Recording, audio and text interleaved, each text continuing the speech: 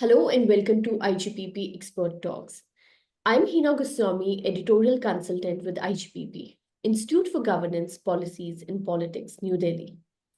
In our AI special series, we have been talking about the potential and perils of AI, the varied impacts of the technology on society, and what would be the best way to govern it. Today, it's time to take a stock of India's AI journey, the challenges, the opportunities, and to discuss the same, we are joined by Dr. Badri Narayanan Gopalakrishnan. Dr. Badri Narayanan Gopalakrishnan is an affiliate faculty member and senior economist with the School of Environmental and Forestry Sciences, University of Washington, Seattle. Furthermore, he co-founded Infinite Sum Modeling LLC with offices in Canada, US, India, China, Hong Kong, and presence worldwide. He has also served NITI Aayog as a fellow, heading the verticals of trade and commerce, strategic economic dialogue, international cooperation, and Vision India at 2047. I'm very pleased to add that he is also a friend and advisor to IGPP. Welcome to IGPP Expert Talk, sir. Thank you, Hina. It's always a pleasure to join IGPP talks. Thank you so much. So you have emphasized upon the need for Indian companies to integrate AI into their operations. However, we know that AI adoption presents several challenges. What would you consider to be the key barriers to AI implementation in India, and what strategic measures can organizations take to effectively address them? Thank you, Hina. It's a wonderful question. AI has been growing exponentially in the last few years. Some 10 years ago, 20 years ago, we were looking at AI as a, a field that is evolving, that is being researched upon, a lot of frontiers being developed, and so on.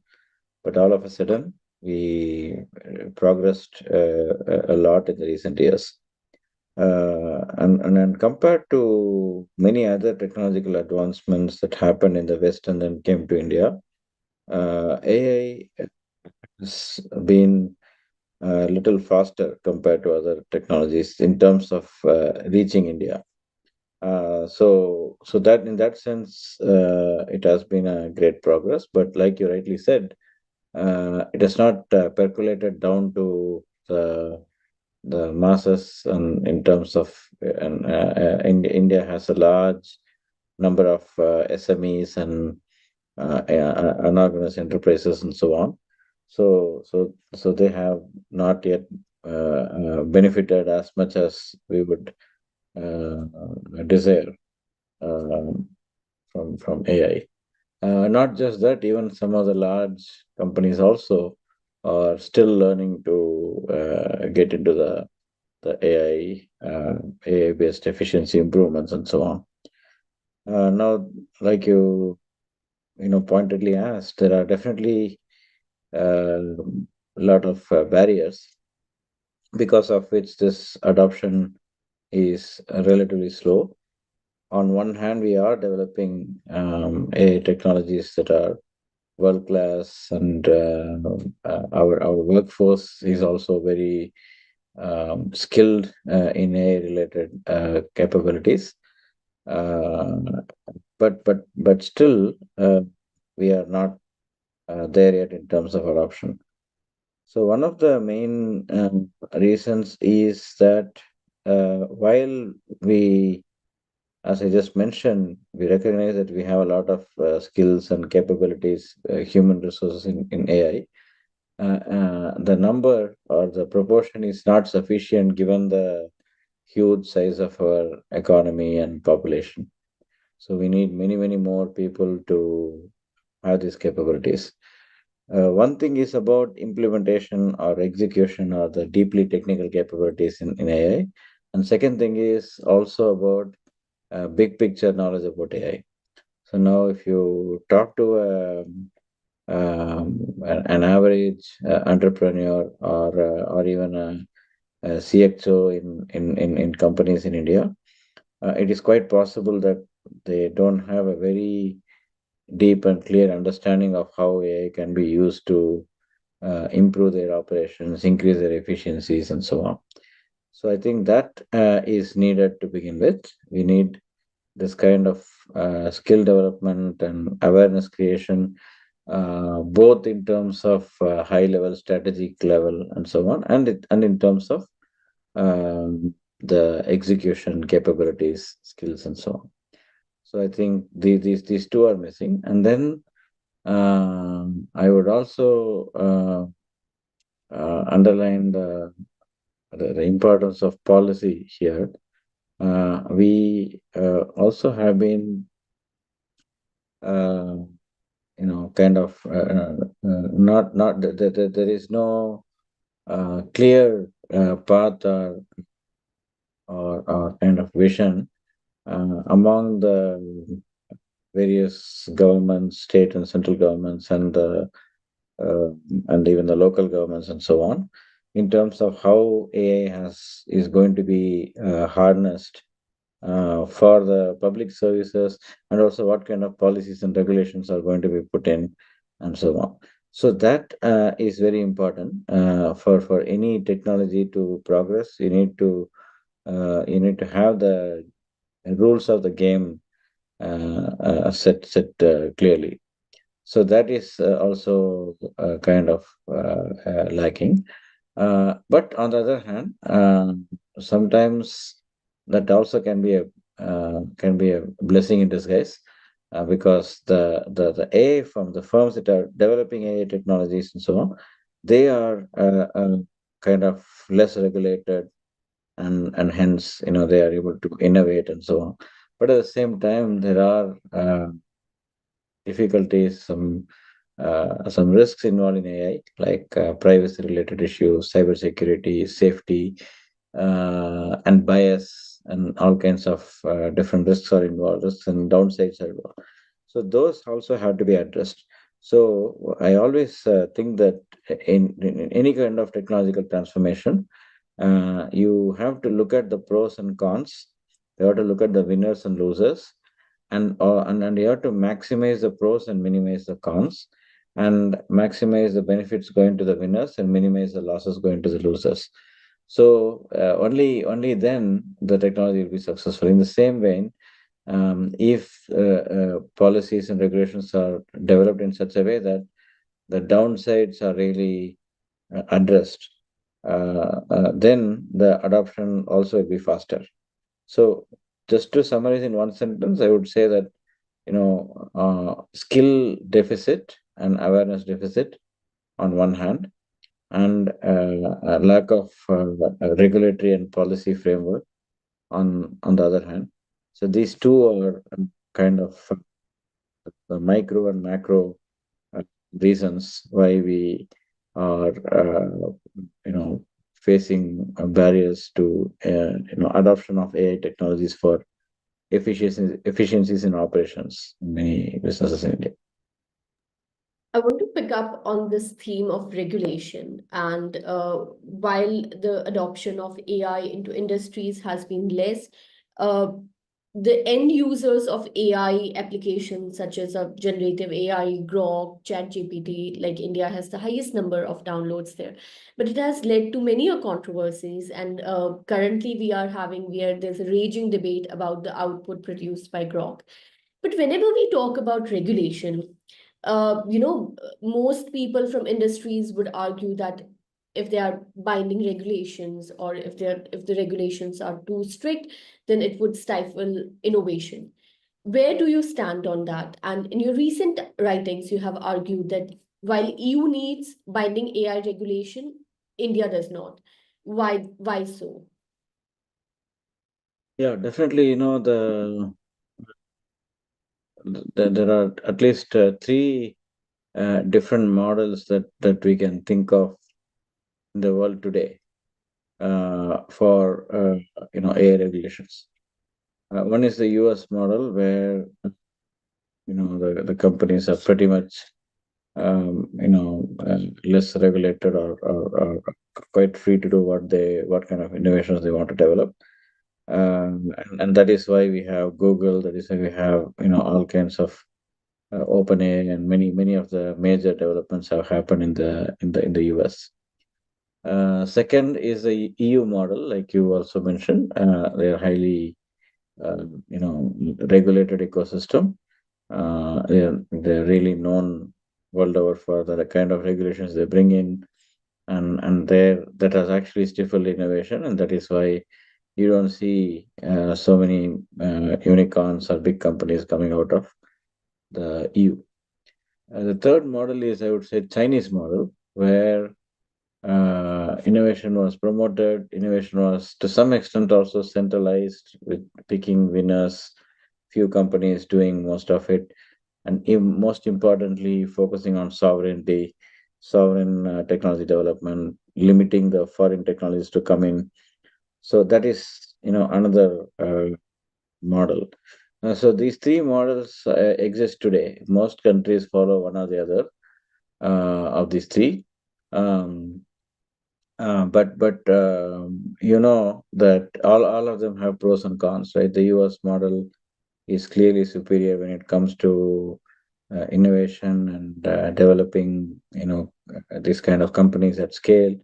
And now, over time, it has led to monopolies created, right? These big companies have come, and now they dictate the terms. They are following, managing the whole thing.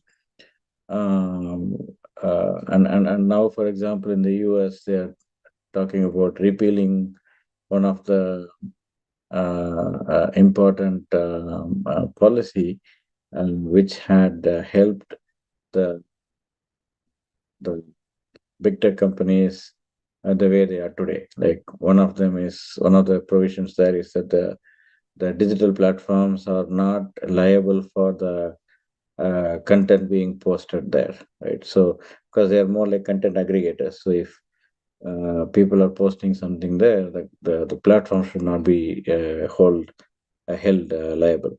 So this is just an example. So these kind of provisions helped companies like YouTube, Google, and so on to go really big, because they could always say that if something bad comes in their platform, they can always say that it's the user, not us, and they can obviously remove them. But and that is more like out of courtesy, or out of just um, you know responding to a request from the government and so on. But they are not necessarily liable to be sued, because certain users have posted something and so on. So, but now what is happening is, given that you have that kind of freedom to develop your companies today, if there is a lot of talk about repealing that kind of policies. So now, if they do that, then the new entrants to the market are going to suffer. They are not. They are going to have a huge lack of level playing field compared to the big tech companies who have established. So this is the story in the US. The innovation has taken up large scale, and then now the large companies are kind of dominating, and the policies may be changed to even more suit the large companies. So innovation at the cost of monopoly and so on has happened in the US. In the EU, obviously they have controlled the possibilities of monopoly and these kind of things, and the customers' security, their privacy, data privacy, security, cyber security. All these things have taken prime importance. But then that has also stifled innovation. They don't have large companies and so on, right? So that's the EU model. I wouldn't. As you also mentioned in our analysis, our research, we did a very detailed paper on why EU's regulations, ex ante regulations, particularly a lot of ex ante regulations related to AI, how these regulations are likely to disrupt innovation, reduce innovation, and hence reduce productivity, and a broader negative effect on the economy, not just on the tech industry but overall economy. So again, that's not the model to take up. Chinese model generally looks good, because They've made sure that these tech companies evolve locally, homegrown giants, and they've been allowed to become giants, scale up, and so on, like similar to the US, but similar to the EU, they also regulated foreign entities particularly. So EU did not discriminate foreign and local entities; they regulated everyone alike. But Chinese regulated or did not even allow a lot of foreign companies to enter. But then that is also, I mean, while China has developed their own giant AI companies, tech companies, still they have this issue of not being able to integrate to the rest of the world. So when other countries are using Google and, like I said, a lot of these different things, but they have DeepSeek.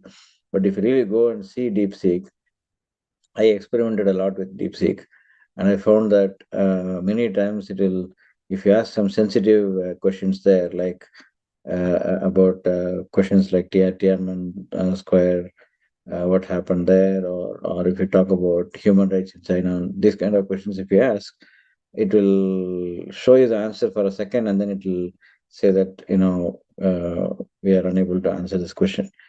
So there's a lot of that kind of control there. So despite the fact that it's such a cheap and highly efficient Gen AI model they've developed, still it's not useful for a lot of purposes because of this kind of censoring and so on. So now, what can we do given all these different things, right? So I think we should follow the principle of ex post regulation. That let's not over regulate. This is something you can take from the US, right? Let's not over regulate. Let's keep it free. Let's not go the EU way. Let's take more of the US approach, but at the same time, let's take care of particularly the security aspects, the cyber security, the identity theft, those kind of things we should take care. But not necessarily. We don't have to necessarily go the EU way. The Chinese approach of favoring the local entities is a good idea, but then we don't have to stop the foreign entities. One thing I always recognize is that uh, we can always vilify the big tech companies saying that they are monopolizing and so on, like even I mentioned a few minutes ago. But at the same time, that scale was required. With that kind of a scale, they have developed a lot of things that can be easily accessible by people. For example, even like I know when 10 years ago, Google had this TensorFlow, which was used widely by machine learning scientists. And for somebody to develop such a model or such a framework or a software, it's going to take a lot of time and resources. But Google had done that in-house and then made it available free. So there are a lot of these kind of entry barriers that can be reduced by these large companies because of the sheer scale. So I think that is one reason why I would argue that we should not go the EU way, because the scale is much needed. Only with the scale you can develop things with very low marginal costs, these kind of technologies, and they can be taken up by the companies, by the other companies. Answering the previous question. So if you have these technologies widely available, like you gave the example of Grok and so on. But at the same time, where do we draw the line between saying that okay, let these technologies do their magic and help people, help businesses, and when do we stop them from going overboard? So in my opinion, I think the Grok controversy that you mentioned that happened recently, I also followed that. I think we should not overemphasize these things. When I say we, I'm talking about policymakers. So policymakers should not get too much bogged down into the details of fallacies and so on. As long as these are not fundamental issues. Like for example, if one of the LLM says that the Earth is flat. Obviously, that has to be fixed, because that is obviously a blatant mistake, has to be corrected. But other things that are open to interpretation, like one maybe they can talk about a political leader being corrupt, and maybe if the leader is not convicted, you can always argue either way. Somebody can say that no, they are corrupt. It doesn't matter whether the courts convicted them or not. Um, but the other party may say no, the court has not convicted, so he's not corrupt. So here we can say that okay, the language, I've seen some of the language when coming from Grok and so on. The language is, I would say, pretty objective or neutral, in the sense that they don't take sides. They usually don't take sides. They don't say that somebody is bad or so on. And recently, when this mistake happened, they did issue an apology, right? So that they at the end of the day, they depend on the internet, whatever is learned from the internet. And uh, if the internet is filled with those kind of biased statements, biased language, that will also creep in here. So that is something that can only you know be self-regulated, or over time it can be improved. But there is very little that the policymakers can do to fix these things. So we policymakers have to realize that these kind of technologies are they're growing at an unprecedented manner, and it is very very difficult to go and control them. In the process of controlling something, regulating something, we may end up over regulating, over controlling, uh, and then you are going to kill the genuine innovations. So I think the approach has to be very much similar to what happened in this Grok example. That let things evolve, let things happen, and when some mistake happens, we'll go and step in and say that somebody has to take the responsibility. I feel what the policymaker should instead do is have, increase awareness about how AI really works so people don't see Grok or Chat GPT to be truth machine and understand how it really works. And then there wouldn't be as much focus on what Grok is saying and what Chat GPT is saying, because people would understand that it's open to interpretation and it's coming from various ways, and how the user is himself engaging with the application. Now, I want to talk a little more about the current regulatory landscape in AI. As you mentioned, United States has refrained from imposing strict regulation, and maybe that's the way India should take. But we are also seeing instances of confrontation between the government and businesses in India, or even between the firms from USA and government in India, or uh, tech corporations from USA to businesses in India. For example, X has also filed a legal complaint against the government, saying that some of its requests are not as per the law. There's also the instance of a case filed by ANI, a news firm based in India, against OpenAI. But what these tech corporations, especially in the what the OpenAI's recent stance has been in the case filed by ANI, that it does not fall in India's jurisdiction.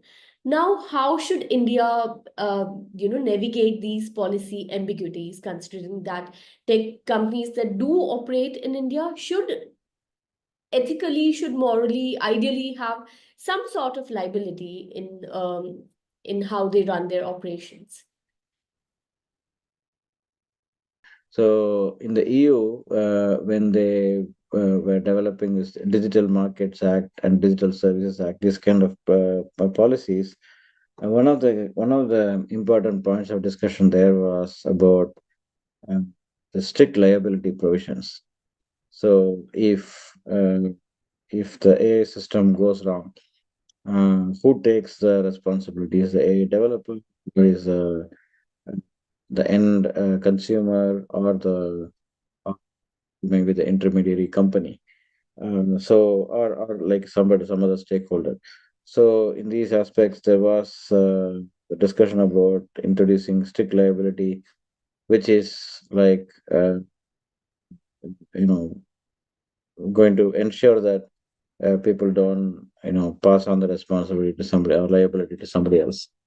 So such provisions, um, what we realized while doing some analytics on that, thinking deeper about these kind of provisions, was that mostly the kind of problems that you mentioned, the probability of these problems happening is relatively low. Given the volume of adoption, given that there are going to be like billions and trillions of transactions and information exchange that is going to happen through AI. Maybe there are going to be like hundreds or thousands of incidents. So it's a very, very small proportion which is going to be affected uh, by some of these aspects. So, so the policymaker has to think whether it is really worthy enough to come up with a lot of safeguards, a lot of strict regulations, liability provisions, uh, just to counter these 100 or 1,000 cases among the billions and trillions of actual information exchange that is happening. So that is something to keep in mind. So definitely, I'm not against uh, you know coming up with strict punishments for violations and so on. But I think that our traditional legal system and traditional regulations are sufficient. They are broad enough to take into account these technological changes. We had some discussion like a few months ago. I had a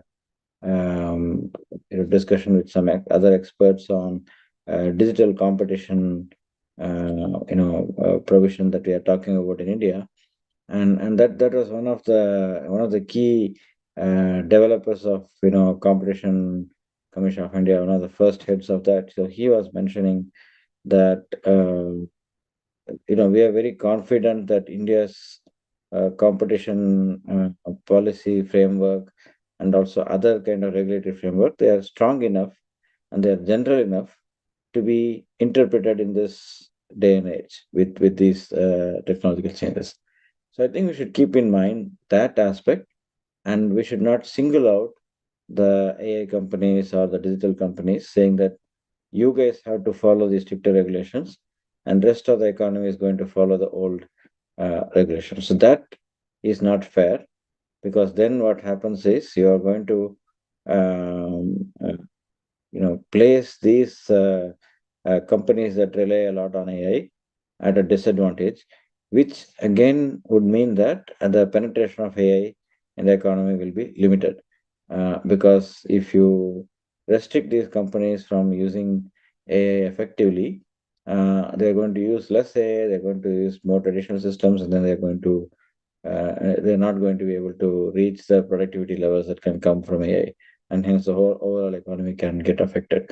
So what we should do is we should, I mean, when I say we, the policymakers should really deeply examine the existing provisions and see to what extent these existing provisions can generalize and take care of what is going to happen with AI. And then only if there are situations where the traditional legal provisions, the constitutional aspects are going to be totally failing. We should really single out such instances, and these anything we are going to do on a specific policies or digital specific policies should only focus on those. We should be very extra clear that those provisions should not render the digital systems, the AI systems, to be at a disadvantage compared to the other technologies, that other competing old technologies. So I think that the thin line has to be drawn between when to step in and change things and when to follow the older regulations to tackle these new problems. Now, digital world is supposed to break barriers of physical borders, but and AI would contribute to that. AI would increasingly ensure that we are all interconnected in terms of economics, in terms of business, in terms of how we lead our lives. But we are seeing that governments are increasingly also turning protectionist. And the United States has imposed restrictions on chip access to various countries, including India, alongside ongoing tariff wars and intensifying AI race. How do you foresee these developments reshaping global geopolitics and influencing international negotiations? It is definitely, um, at a very high level, it is definitely a cause of worry that the countries are becoming more protectionist, and this is not a new phenomenon. This has been happening for the past more than 10 years, starting from Brexit when the UK tried to, tried to and succeeded in getting out of EU. But if you take that instance, UK did not benefit from that. UK is still trying to reinvent its legacy, and trying to tell the world that UK can sign trade agreements with many countries, including India. We are negotiating, so that's all going on. And then the US started, the previous Trump administration, we started increasing tariffs, and other countries responded. And even the Biden administration, this thing continued. And also countries like China retaliated. And China also, even before all this, I would say from early 2010s, 2011, 2010, 11, 12, from that time, they also started a not protectionism, but an explicit policy of domestic orientation, where they wanted to reduce their dependence on exports, focus more on domestic consumption. And we in India also, we started Make in India, Atmanirbhar Bharat, and so on. So we also are becoming more domestic focused. So I think if you think like a traditional trade economist, uh, which is what I am partly, I would be very worried. I'll say that okay, free trade is affected, so protectionism is going everywhere. So consumers are going to suffer, prices are going to rise. I agree, all these things are going to happen. But think a little more pragmatically. On Just think about Trump 2.0, the tariffs here. Uh, the stated intention, not just implicit, the stated intention of the Trump administration, President Trump himself, is that why should U.S. charge impose a low tariff on countries that are imposing high tariff on the U.S., right? So, which actually means that it's just an old wine in a new bottle, right? So this statement that President Trump keeps repeating, this is what most of the U.S. administrations have been telling in the past. If you just think about U.S. India, for example, they always kept saying that India's tariffs are high, India should reduce the tariffs. Now he's just taking a different route. He's saying that yes, you guys have high tariffs, so let me also increase my tariffs, so that let's sit on the table, negotiate, and reduce the tariffs again. So this is a very interesting strategy. So escalate to de-escalate is what they call the strategy. So it is basically a negotiation tool. Because I've also been advising other governments like Saudi Arabia, UAE, and so on, who are also facing the same issue. They have very low tariffs. Other countries have high tariffs, and they negotiate. How can they have the level playing field? Like they can reduce the tariffs from 5% to 0%, and how can they expect a country like India to reduce tariffs from 20% to 0%? So 5 to 0, the fair comparison would be 20 to 15. So that's one of the reasons why US is increasing the tariff, so that okay, now both of us have the same tariffs. Let's sit together and reduce it together. So now that is one aspect. The second aspect is that the cost differentials across the countries, which are mainly labor in the past, uh, have been going down. And in today's world, I can by my personal experience, I can say that the kind of the kind of low wages that you pay in India, um, if you adjust for productivity, adjust for skill, capability, knowledge, and so on, you can probably get something similar to that in sitting in the US in some of the low cost states. Like if you, I'm in Washington State. If I want, and this is a high cost state here things are very expensive. But if I go to a state like Alabama or Missouri or some of the other southern states, in many states there is no minimum wage, so I can actually have a factory with very low wages and produce things cheaper compared to doing it in India or even China. So now when that is the case, if you impose like 10%, 20%, 15% tariffs, it is quite likely that you may bring back production. So that is the logic of this government, the current Trump administration. Although there will be price increases, there will be problems, but there is a possibility that some industries may come back. But now the same thing, many other countries are also thinking along the same lines. So, so there is at least a little bit of logic in this. If you don't worry about consumers for the time being and only worry about producers. Even today, for example, when the 25% tariffs were announced, a lot of people are worried about it. But then when you really do the math on cars, who are buying cars? The people who are buying cars, particularly the high-end cars, people are well-to-do. For them, if they're paying $400,000 for a Rolls-Royce car, uh, paying another 10% is not a big deal. So this is something to think about. So, and then some people in countries like the US are also very patriotic. They say, okay, if I pay a little extra and I can get companies come here and my friends and colleagues can get jobs locally, I'll very much do that. So these are all the thought process going on. But now coming to our particular points of interest, AI, both in terms of technology, software, and so on, and in terms of the equipment, right? The electronic equipment. So here again, we have been like again, if you take US or even India for that matter, directly or indirectly, we are relying on countries like China for some of the technologies, electronics, even to some extent, some of the stuff like don't know. DeepSeek is penetrating everywhere, and it's a great tool, of course, it's a great platform, but at the end of the day, it's coming from China. So this there is this apart from the usual notions of cybersecurity, privacy, and so on. And this is on a different level. It is more about sovereignty. It is not just about like I don't generally don't agree with, or personally at least I don't feel like uh, Google or Amazon or any of these companies taking advantage of my private information to recommend things to me.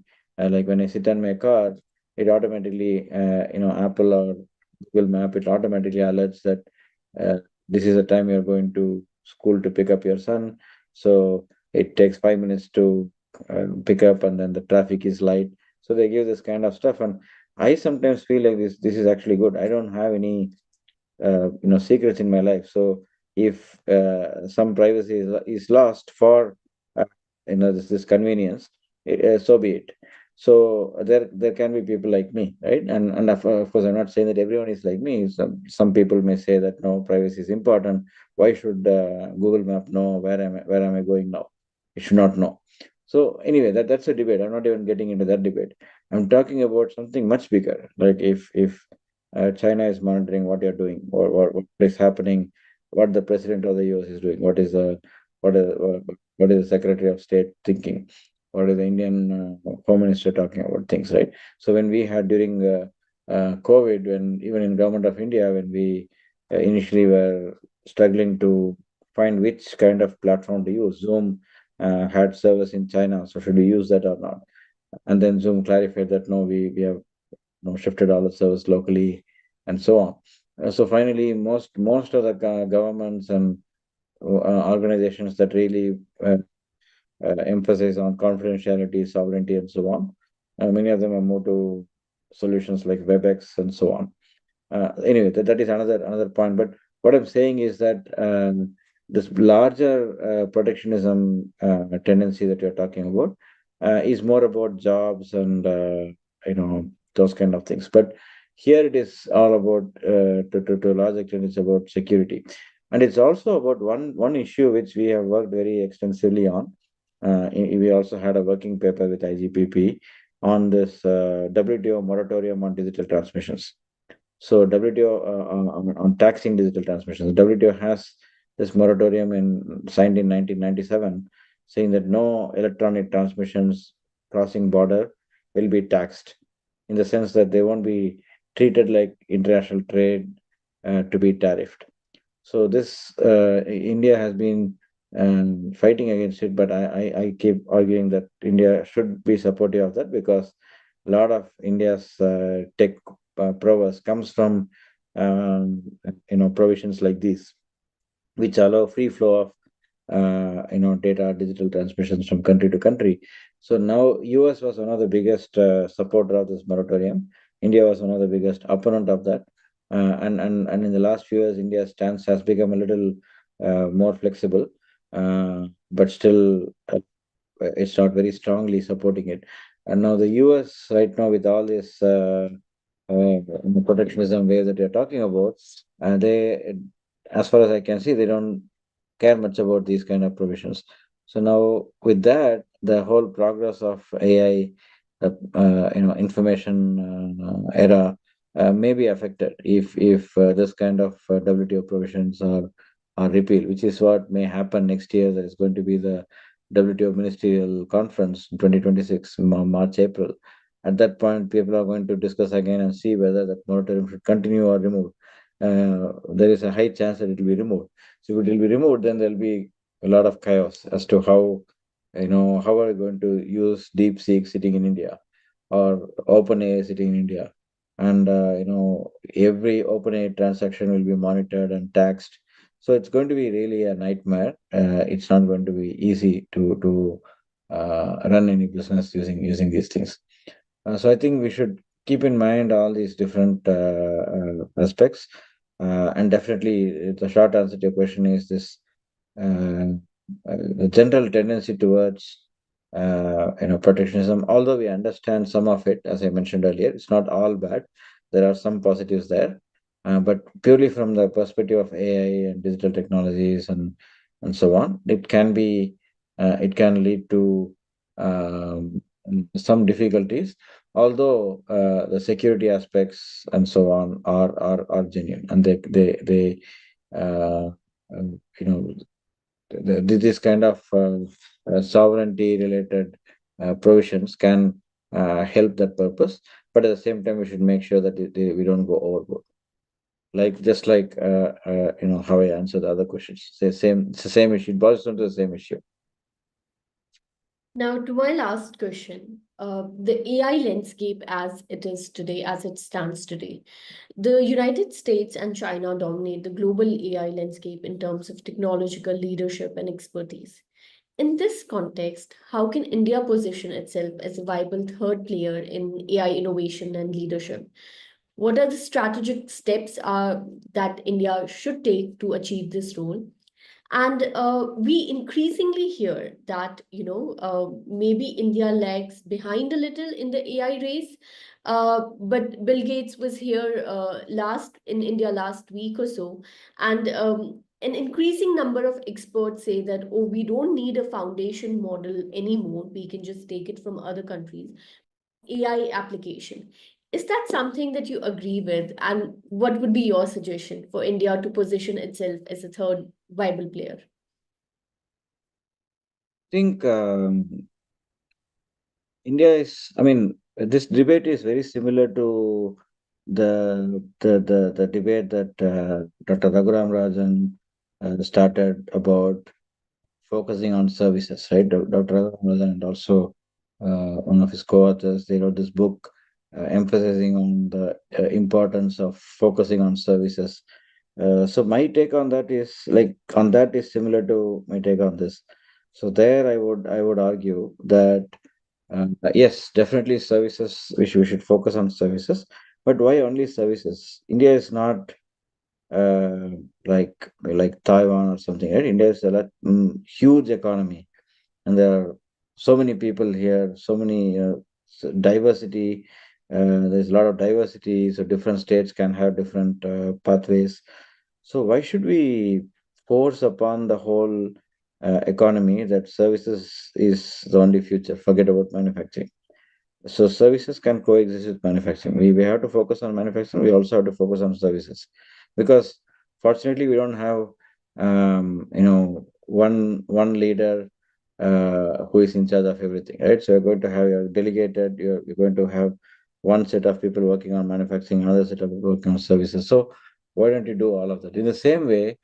I think these our Indian leaders, like I think you're talking about the Infosys leadership, Nandan Nilekani, or Narayanan. Of course, they are very wise people. They're very knowledgeable people, and they have been in the field. So we should respect their thought process. So I would definitely agree with them in that India should focus on AI applications. But then that is one part of India. Another part of India should be aspirational and should also develop this, fundamental models. There is this organization you might have heard of called this Bharat Gen. They used to call it Bharat GPT before, and now it is called Bharat Gen. And I'm also collaborating with them. So they are trying to develop this kind of sovereign LLM for India, and it's pretty much in the process. So because that's very important, because we have to uh, you know um, some 10 years ago, here in Seattle, the head of Paul Allen AI Institute, uh, he mentioned, I was in a conference where he spoke, so he mentioned that and it's very well known, everyone today, it's a very common wisdom, that is, the future superpower is not the country that has a lot of military prowess, but it's a country that has a lot of AI prowess. So, and that we already see that with China growing rapidly. India has both military prowess, but also has AI. So now, when countries are doing this, like DeepSeek is pretty much, although we'll never know openly, but it's pretty much kind of politically supported by the Chinese government, right? So how much it's supported, and so on, we would never know.